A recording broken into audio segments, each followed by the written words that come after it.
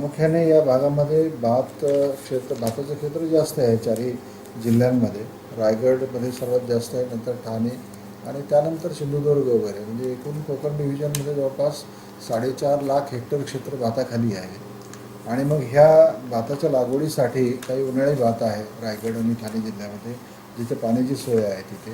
बाकी ह्या खरीपाचंच लागवडी बहुतेक करून होत असतात. आणि म्हणून मग ह्या 4.5 लाख हेक्टर क्षेत्राकरता लागवडीसाठी जातीचं नियोजन काय आणि त्या जातीनुसार बियाण्याचं नियोजन कसं आहे. विद्यापीठाने बऱ्याचशा जाती आपण दिलेल्या आहेत. उदाहरणार्थ कर्जत सेंटरवरनं कर्जत 2, 5, 7, 6 आणि 8 या जातींना खूप मागणी आहे.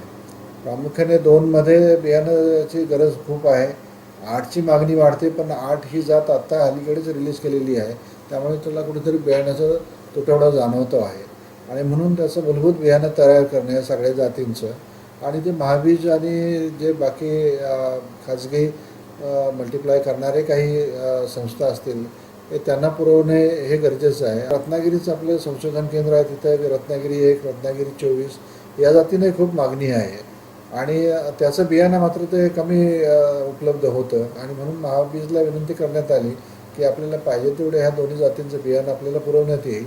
त्यानंतर सह्याद्रीसारखे वाण आहे की जेणेकरून जवळपास गुंठ्याला 1 क्विंटल आपल्याला उत्पादन भाताचं याच्यामध्ये येऊ शकतं. म्हणजे ज्या आज हायब्रिड जाती प्रामुख्याने प्रो ॲग्रो पायनियर सीड कंपन्या देतात, त्याच्या तुलनेने आपल्या हायब्रिड जातीचं उत्पादन येऊ शकतं.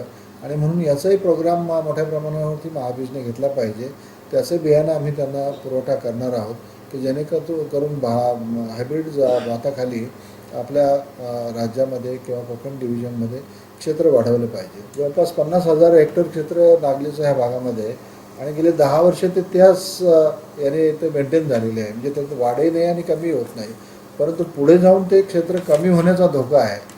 याचं कारण असं की नागलीचं उत्पादन कमी येतं, लोकांना परवडत नाही आणि पावसाचा लहरीपणा म्हणजे खूप मोठा ड्राय स्पेल पडला तर उत्पादनात घट येते. परंतु वर्कस जमिनीमध्ये जिथं भात होऊ शकत नाही तिथं फक्त नागलीच होऊ शकते. आणि मग ह्या पिकाकरता मुख्य अडचण अशी की बियाणं उपलब्ध होत नाही. आपल्या विद्यापीठाने नागली 1 आणि 2 ह्या जाती विकसित केल्या, पण नागलीचं बीजोत्पादनच कोणी घेत नाही, महाबीजही करत नाही आणि बाकी दुसरं कोणी करत नाही.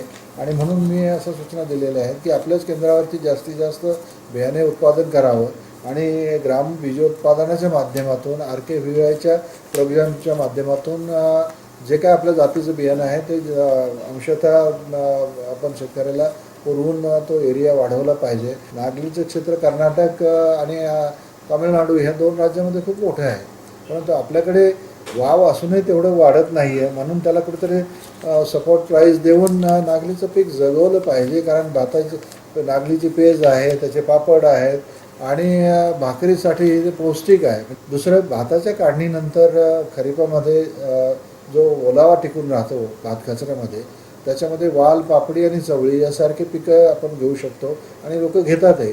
त्यानंतर चवळीमध्ये सुद्धा काही जाती आपण दिलेल्या आहेत कोकण कृषी विद्यापीठाने, त्याचंही बियाणं अपुरं आहे.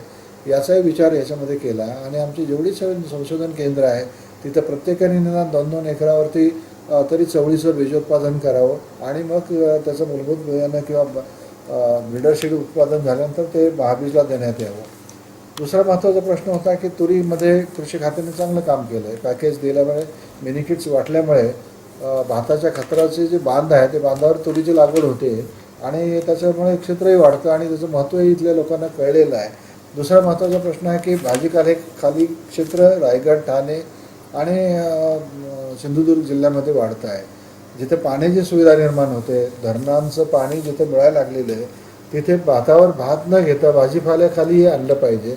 आणि त्या दृष्टीने मग कलिंगड आहे, कारली आहे, दुधी भोपळा आहे, दोडका आहे, भेंडी आहे, यासारखी पिकं ही चांगल्या प्रकारे येऊ शकतात आणि भातापेक्षा जास्त उत्पादन देऊ शकतात. ह्या शिफारशी या विद्यापीठाने केलेल्या आहेत. विद्यापीठ आहे, कृषी खातं आहे, बीजोत्पादन करणारं आहे आणि जिल्हा परिषद, या चौघांनी जर एकत्र आलं तर ह्या बीजोत्पादनाला आणि पुढच्या क्रॉप प्लॅनिंगला फार चांगले दिवस येतील आणि त्याचा उपयोग शेतकऱ्यांना होईल असं मला वाटतं.